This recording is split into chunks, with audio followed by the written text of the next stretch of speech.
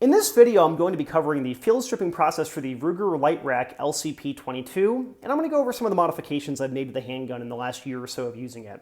This is part of the supplemental video content for my written review, which will be posted on primerpeak.com sometime later this year.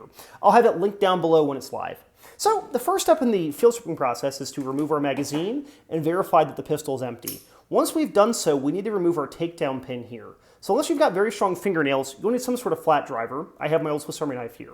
So we just kind of get it beneath the takedown lever here, pull that out, and then we can push the slide off the frame. We will set the frame aside for now. And then from here we can remove our recoil spring and guide rod, set those there, and then we have our barrel and slide. Now the cleaning process for this pistol is very similar to most semi-automatic pistols. We want to clean any of the moving surfaces, so part of where the barrel is recessed inside the slide rails, frame rails, things like that, wipe down our recoil spring. With this being a blowback 22, it does get fairly dirty, but it's not too hard to clean this pistol. Now one of the neat things with this gun is that it has a tilting barrel, but it's not a lock breech pistol, it's still just a blowback pistol. So it's unique in that the barrel's not fixed into the frame or part of the slide. It makes cleaning this gun very, very simple. And of course I did this high polished stainless here, so it's very easy to get all the gunk and whatnot off of here. It's almost like a slippery barrel, even though this gun's kind of dirty.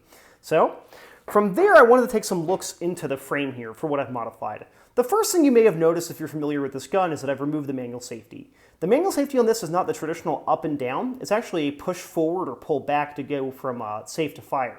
And I found that it wasn't conducive for actually getting a good grip on the gun. I also had some issues with holster compatibility, which is the biggest thing there for me, but since I removed it, I haven't had any sort of issues, and with there being a trigger dingus on here, I feel comfortable carrying this, especially in a holster that actually covers up the trigger. The other thing I did was remove the magazine disconnect safety. So a magazine disconnect safety is a feature that's been in guns for a long time that most people bemoan because it tends to make the trigger pull worse. In this gun, it actually made the trigger pull bad, sure, but it made the gun less reliable. So when I pull the trigger here, you can see this ball joint right there moving, and that's part of the trigger assembly.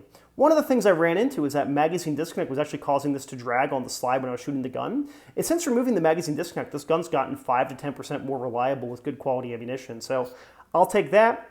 One of the neat things with this gun too is that it uses a chassis system very similar to a SIG P320 or a SIG 365.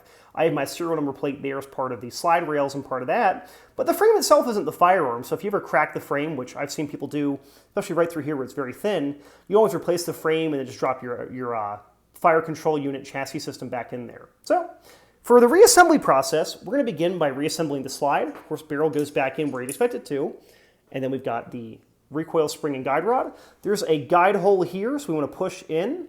And as you're doing this, be very mindful because this guide rod is so tiny and so lightweight, at least to shoot across the room. From there, we want to line up the slide and frame back together on the slide rails, and then we need to get the takedown pin back in the hole here.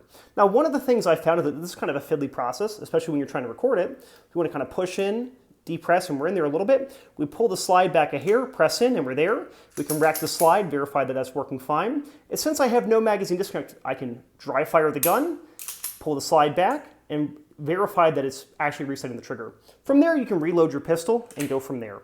So that was the field stripping process on the Ruger LCP Lite Rack.